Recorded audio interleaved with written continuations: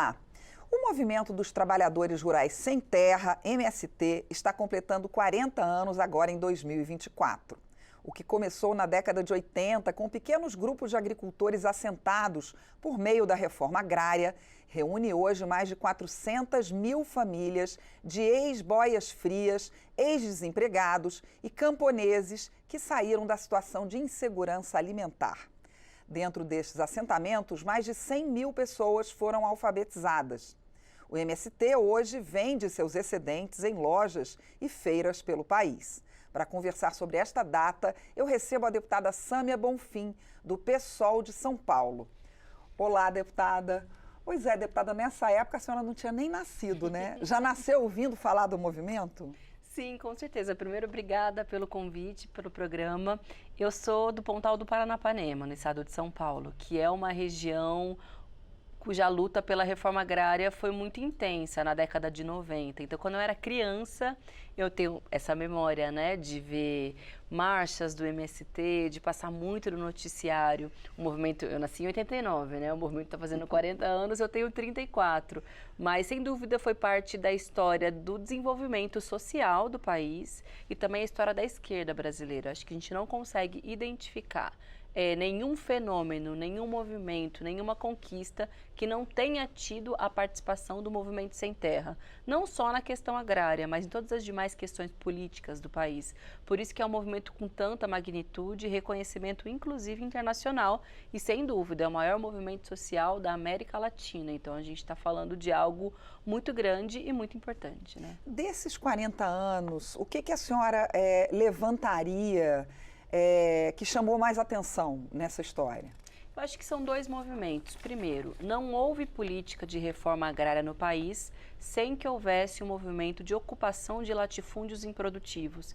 Eu acho que é importante destacar isso, porque a reforma agrária ela é um item constitucional. Desde 88 isso rege a nossa Carta Magna. Mas não houve nenhum movimento espontaneamente por parte de nenhum governo, nem federal e estadual, que não tivesse essa pressão, esse movimento do MST. Então esse é o primeiro ponto, porque a gente está falando de um direito social que só existe graças a um movimento social. E tem um segundo aspecto, que é em 40 anos, como é que você continua com força, com vigor, se adaptando inclusive a uma nova realidade do país. Então, hoje o MST também é muito referência na temática da responsabilidade socioambiental, da produção de alimentos orgânicos, né, num mundo em que está cada vez mais as pessoas consumindo industrializados ou tem uma política muito forte, né? Então, no combate aos agrotóxicos, eles dão exemplo de alimentação de qualidade.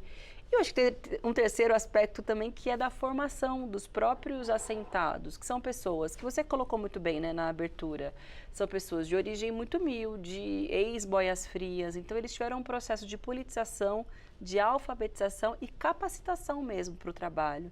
Então, acho que são três contribuições, assim, que a gente vê poucos exemplos de outros movimentos sociais, ou mesmo de personalidades que tenham feito esse tipo de contribuição, sabe? Quem fez essa alfabetização? Pessoas da sociedade, ou seja, de classe média, foram lá e tentaram passar informações para esses assentados? Foram dois movimentos, né? O MST, ao longo do tempo, foi ganhando muitos adeptos e muitos amigos, ou seja, pessoas da intelectualidade, das universidades, da sociedade civil, que prestam apoio, solidariedade, acompanham as atividades do movimento. Então, desde quadros orgânicos do movimento que se responsabilizavam por essas atividades educacionais, pedagógicas, de formação, quanto colaboradores externos ao movimento, mas que fazem esse processo de parceria. Hoje, por exemplo, tem uma escola que se chama Escola Florestan Fernandes, que fica em Guararema, a poucos quilômetros da capital. Ele é um espaço de formação de diversas matizes, tem inclusive muitos professores universitários que ministram cursos, desenvolvem pesquisas em parcerias com lideranças e membros do movimento. Então, acho que essa ousadia... Então já vão passando essas informações para quem já está lá dentro, e essas pessoas que já estão lá dentro passam para outras. Exatamente, vão se capacitando cada vez mais e o movimento acaba se tornando, inclusive, maior do que ele próprio, ainda que seja muito grande, porque essas parcerias e relações com outros entes da sociedade civil dão um impacto ainda maior, né? Eu conheço também pessoas da área de urbanismo, de arquitetura e urbanismo, que trabalham dentro dos assentamentos. Tem da área de arquitetura e urbanismo, também tem muitas pessoas da engenharia agrônoma, tem também muitos ambientalistas, pessoas ligadas à área de pedagogia, de ciências sociais, ou seja, essa conexão, né, que muitas vezes o mundo acadêmico não faz com a realidade. Eu venho de uma universidade pública, eu sei como é. Muitas vezes, em muitas áreas, o ensino fica muitas vezes voltado para si mesmo, né, em si mesmado. Eu acho que essa parceria com o movimento social dá ainda mais a importância devida da universidade pública e também o movimento social acaba tendo ainda mais importância quando se conecta com o que há de melhor e de mais qualitativo, né, de produção acadêmica. Mesmo com essa quantidade enorme de pessoas assentadas hoje, é possível manter essa produção orgânica? Ela não está toda orgânica, né? A maioria da produção, a produção do Movimento Sem Terra é orgânica, é a partir da agricultura familiar, mas eu acho que um desafio é como ampliar essa produção. Porque, na prática, acaba não sendo de acesso para o conjunto da população brasileira, justamente porque o número de famílias ainda é muito reduzido. Boa parte da população brasileira não tem acesso a esse tipo de alimento. E não porque o movimento não queira disponibilizar, ou não porque não tenha capacidade de produção, mas porque falta mais investimento estatal para a estruturação dos assentamentos e para a ampliação do número de assentamentos, para maior equipamento, tecnologia, formação e possibilidade de parcerias, por exemplo, com o poder público municipal. Dou exemplo da cidade de São Paulo. Tem a lei, né, que obriga a compra de alimentos orgânicos para merenda. Tem uma parceria direta com o MST já há muitos anos.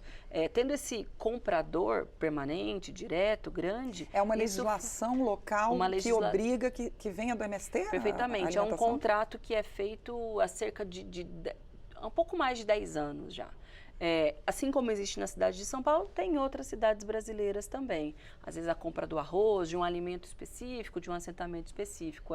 Esse tipo de política poderia ser ampliada, porque daí você fortalece as famílias que fazem parte do movimento e você também disponibiliza, né, esse alimento de qualidade para a população brasileira, para as nossas crianças e adolescentes.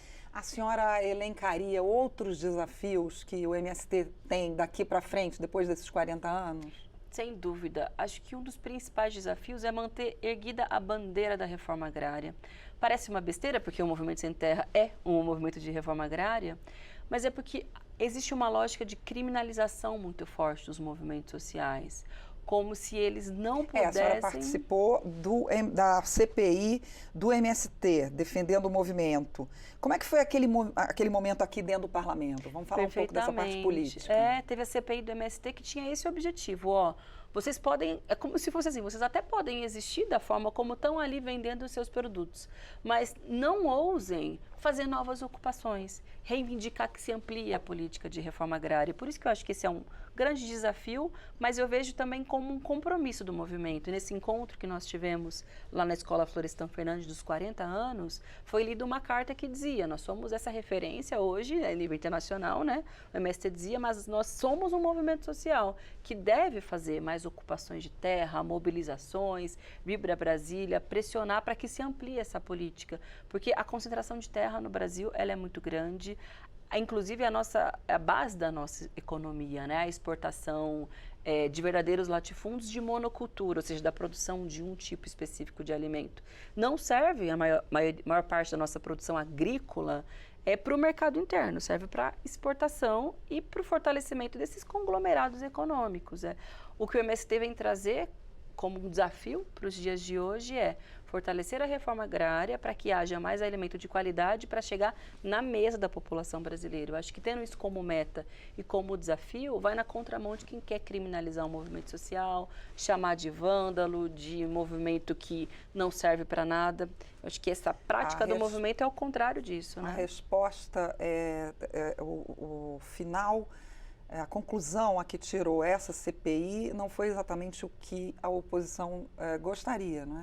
Pelo contrário, a CPI ela acabou não tendo um relatório aprovado, o que é muito irônico, porque a oposição, aqueles que queriam criminalizar o movimento, eles tinham a presidência, a relatoria e a maioria da composição da CPI. Quando eu fui para lá, eu tinha a clareza de que era uma tarefa muito difícil e que a gente ia ter que resistir, fazer uma propaganda positiva do movimento e também buscar as contradições daqueles que estavam querendo criminalizá-lo. E eu acho que isso foi possível, tanto é que não houve relatório aprovado, não houve um repúdio ao MST na sociedade, para além daqueles que já não gostam. E ao contrário, eu acho que teve um papel de popularização do MST. Hoje eu vejo mais jovens, mais pessoas se interessando pelo movimento, se encantando com a luta social. Então, como se diz no ditado popular, acho que o tiro saiu pela culatra nessa CPI e cumpriu com um papel importante para o movimento. Muito obrigada, deputada. Eu que te agradeço. Eu conversei com a deputada Sâmia Bonfim, do PSOL de São Paulo, sobre os 40 anos do movimento dos Trabalhadores Rurais Sem Terra, o MST. Eu sou Mariana Monteiro e você pode rever esta edição do Palavra Aberta no YouTube da Câmara. Acesse também as nossas redes sociais. Até a próxima.